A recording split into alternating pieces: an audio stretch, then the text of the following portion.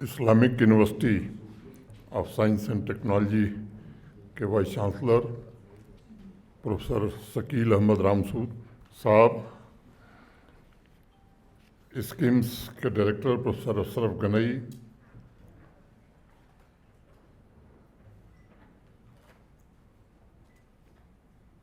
Cluster university Srinagar के vice chancellor professor Mohammad Mubeen, registrar IUST professor Abdul Waheed Makhdoomi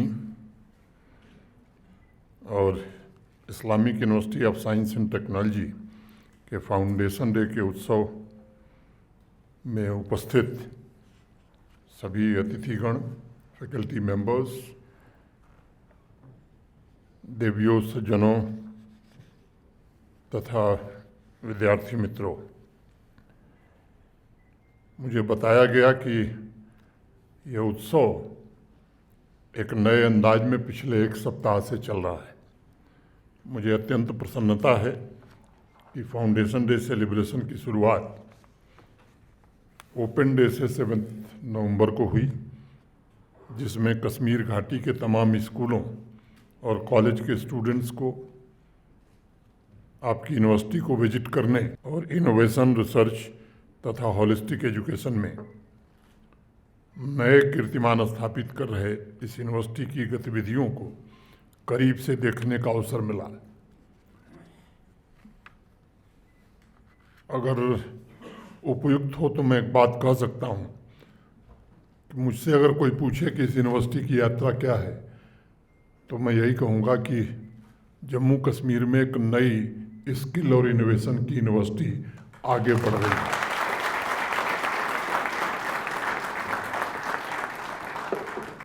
इसके अलावा academic industry conclave, tech exhibition, lit fest जैसे कार्यक्रमों के द्वारा यूथ एम्पावरमेंट फाउंडेशन डे उत्सव का प्रमुख लक्ष्य रहा है, जो निश्चित रूप से सराहनीय है। अभी एग्जीबिशन देख के हम लोग आए हैं, प्रोफेसर अशरफ गनई ने उसके बारे में कुछ शब्द कहे हैं। निश्चित रूप से जो स्टूडेंट्स ने और टीचर्स ने प्रयास किया है वो अत्यंत सराहनीय है।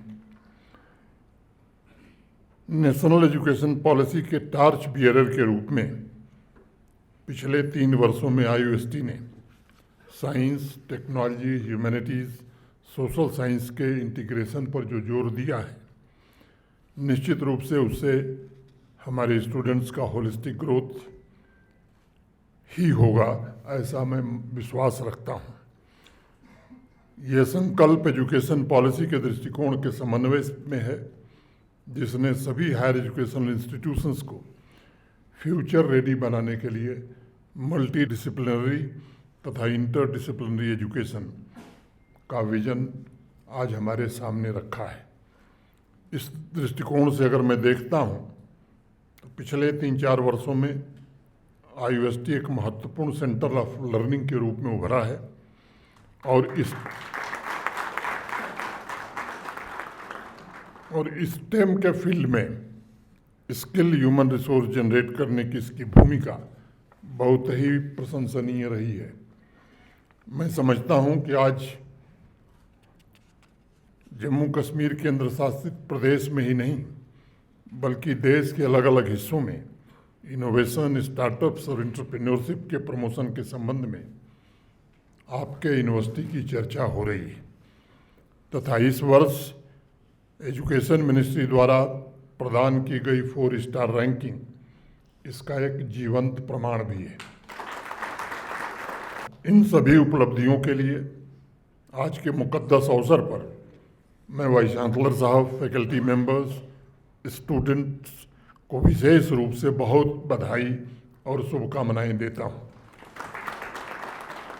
अभी कुलपति महोदय ने, वाइस चांसलर साहब ने, दोनों गेस्ट ऑफ ऑनर ने बहुत सारी बातें आपके सामने रखी हैं और इसलिए मैं थोड़ा विषय से हट करके चर्चा करना चाहूँगा।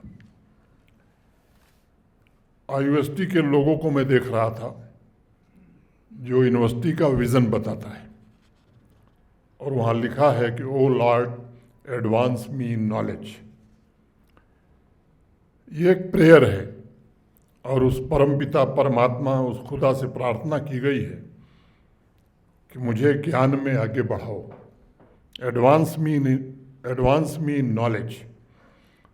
अब सवाल ये है कि वह नॉलेज कैसा हो।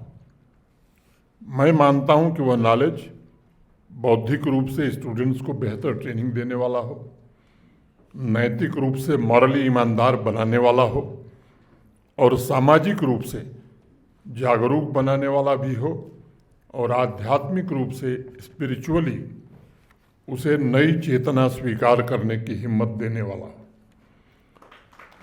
आईयूएसटी के लोगों की यह प्रार्थना बड़ी व्यापक है। आप इस प्रार्थना में हजारों लक्ष्य जोड़ सकते हैं, जिनका सिर्फ एक अंतिम उद्देश्य होगा, हर एक स्टूडेंट इतना टैलेंटेड, हुनर वाला हो कि वह जम्मू कश्मीर में पॉजिटिव चेंज के साथ साथ राष्ट्र निर्माण में बढ़ चढ़ करके हिस्सा ले सके। लेकिन सभी लक्ष्यों और अंतिम उद्देश्य का आधार नॉलेज है, जो आईयूएसटी कैंपस ग्लोबल चेंजेस के मुताबिक देने का काम कर रहा है। मित्रों, आज तक मानव इतिहास में शिक्षा पर सर्वसार उपनिषद में बड़ी बेहतर व्याख्या की गई और वैसी व्याख्या कम जगह मिलती है। उसमें भी फैकल्टी मेंबर्स और स्टूडेंट्स एक साथ प्रार्थना करते हैं और कहा गया है कि सहनौ भुनक्तु तेजस्विनाम धीतमस्तु। टीचर्स और स्टूडेंट्स एक साथ प्रे कर रहे हैं कि हे परमात्मा, हम दोनों की रक्षा करना, हम दोनों को पुरुषार्थी बनाना और यह सुनिश्चित करना कि हम दोनों ही विद्या के तेजस्वी बने। उसी तरह अगर आप देखें तो पैगंबर साहब पर जब कुरान की आयतें उतरनी शुरू हुई तब पहली आवाज़ क्या आई थी? पढ़। पढ़ अल्लाह के नाम से, जो शुरू से बहुत मेहरबान और रहम वाला है। बहुत से इस्लामिक स्कॉलर्स ने लिखा है कि 2 दशक से ज़्यादा समय तक पैगंबर साहब पर कुरान की आयतों के उतरने का सिलसिला चलता रहा। अगर भगवान बुद्ध को हम देखें तो जब वो इनलाइटन हुए तब उन्होंने कहा कि प्रार्थना में उतरो और बिना किसी चीज़ पर विश्वास किए स्वयं को खोजने का काम करो, साहस के साथ नई चीज़ खोजने का प्रयत्न करो। और अंत में भगवान बुद्ध ने क्या कहा? अप दीपो भव, अपने दीप अपने दिए स्वयं बनो। बाइबल में भी जो प्रार्थना की गई है, मुझे सत्य पर ले चलते हुए शिक्षा दे ताकि मैं स्वयं अपने सिद्धांतों की स्टडी कर सकूं। साथियों, ये सभी उदाहरण हमारे सामने हैं क्योंकि हर एक धर्म, हर एक पंथ, हर एक उपासना पद्धति में एजुकेशन सबसे पवित्र माना गया है। सभी संस्कृतियों ने एजुकेशन को चेंज और ट्रांसफॉर्मेशन का सबसे बड़ा और एकमात्र माध्यम माना है। सभी सभ्यताओं ने अपने आराध्य देव एडोरेबल गॉड से यही प्रार्थना की है कि उसे ऐसी शिक्षा मिले ताकि वह स्वयं नई खोज, नए इन्वेंशन, इनोवेशन के लिए कैपेबल बन सके। आजकल बड़ी बात चल रही है कास्ट सेंसस, रिलीजन सेंसस। मुझे लगता है कि आज हमारा देश जहाँ है, सबसे अनिवार्य और अपरिहार्य आवश्यकता है स्किल सेंसस की इस देश को। अगर स्किल सेंसस हम कर सके तो यकीन मानिए आने वाले दिनों में जो सपना हम देख रहे हैं विकसित भारत का, या जैसा देश हमारा था 11वीं शताब्दी में पूरी दुनिया के जीडीपी में हमारा जो योगदान था वो लगभग 33% था। आज जो दुनिया के विकसित देश माने जाते हैं, जो सबसे फाइनेंशियली या इकोनॉमिकली सबसे धनी देश माने जाते हैं, उनका कंट्रीब्यूशन 0.5% था। 15वीं शताब्दी आते आते वो कंट्रीब्यूशन हमारा घटने लगा और वर्ल्ड जीडीपी में हमारा कंट्रीब्यूशन घटकर 28-29% के आसपास हो गया। उसके बाद आक्रमण का दौर शुरू हुआ। दुनिया भर के आए लुटेरे देश का वैभव या सब कुछ लूट करके ले गए। लंबे कालखंड की गुलामी के कारण एक लंबा संघर्ष हमारे पूर्वजों ने लड़ा, देश को आज़ादी मिली 1947 में। 1950 में जो अध्ययन आया उसमें हमारी भारत का कंट्रीब्यूशन वर्ल्ड जीडीपी में 4% रह गया। जो यात्रा 33% से शुरू होकर के 4% पर आई है, अब उसमें रिवर्स गियर लगा है। 2023 में इंटरनेशनल मॉनेटरी फंड की स्टडी ने बात प्रमाणित की है कि अब वर्ल्ड जीडीपी में भारत का कंट्रीब्यूशन 15% है।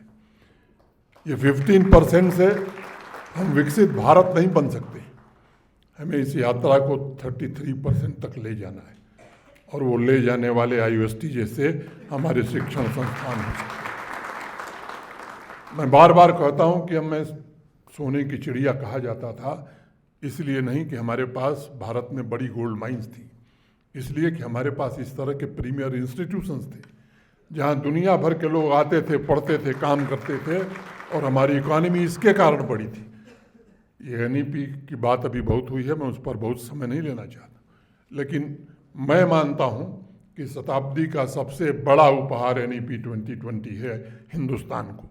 और अगर हिंदुस्तान को विकसित भारत बनना है, हिंदुस्तान को 5th लार्जेस्ट इकानमी से 3rd नहीं 1st लार्जेस्ट इकानमी बनना है, तो अपने इंस्टीट्यूशंस को, प्रीमियर इंस्टीट्यूशंस को अगर हम नहीं बढ़ाएंगे तो मैं समझता हूँ कि कोई दूसरा रास्ता नहीं है हमारे पास।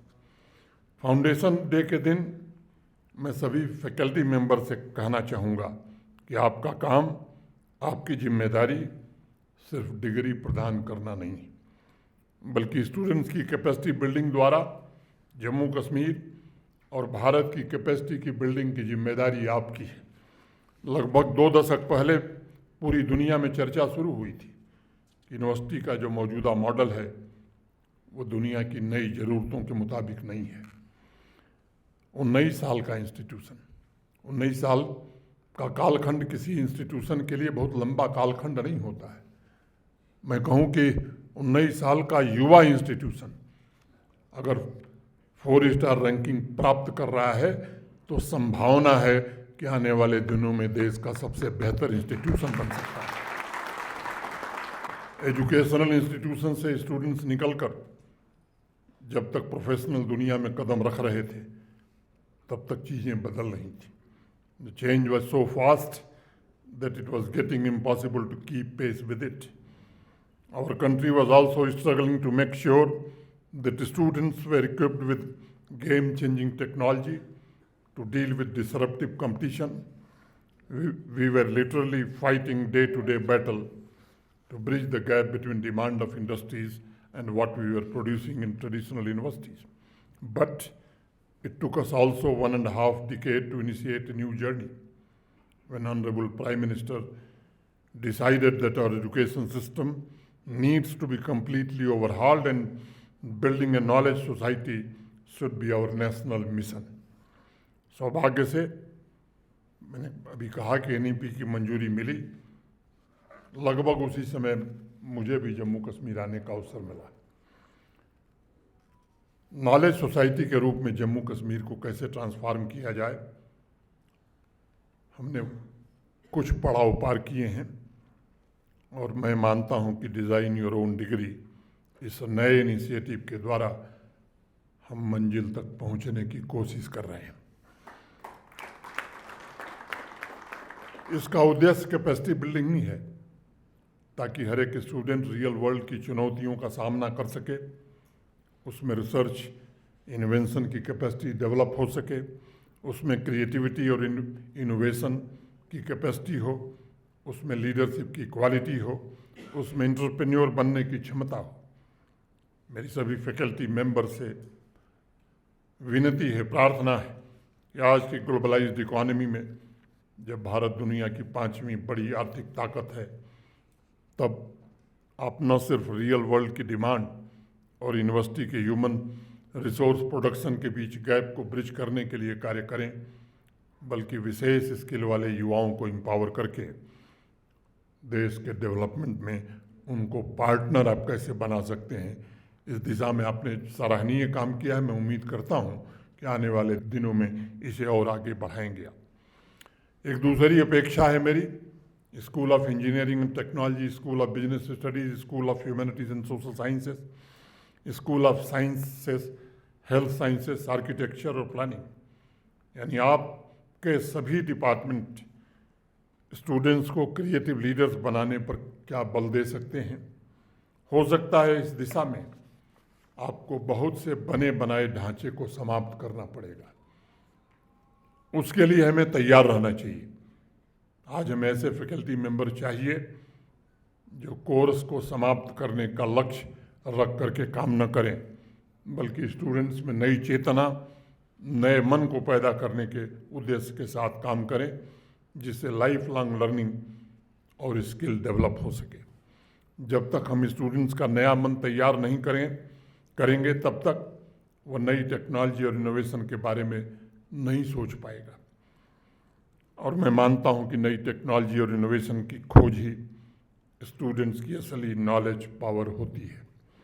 डिज़ाइन योर ओन डिग्री का इनिशिएटिव जब शुरू हुआ तो मैं समझता हूं कि स्टूडेंट्स को फ्रीडम, उसे नॉलेज पावर का केंद्र कैसे बनाया जाए ताकि वो कॉम्पिटिटिव बन सके, जम्मू कश्मीर और राष्ट्र के सामाजिक आर्थिक विकास में योगदान दे सके, ये उसकी मंशा रही है।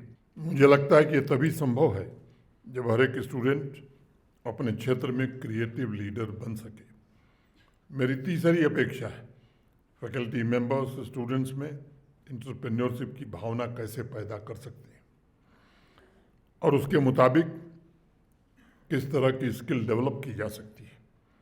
आज माननीय प्रधानमंत्री जी के नेतृत्व में भारत एक ऐसी व्यवस्था स्थापित करने में आगे बढ़ रहा है जहां स्टूडेंट्स को कैंपस से बाहर निकलने पर अपना स्वयं वेंचर शुरू करने के लिए फाइनेंशियल सपोर्ट के साथ साथ सुविधा और फ्रीडम भी दी जा रही है।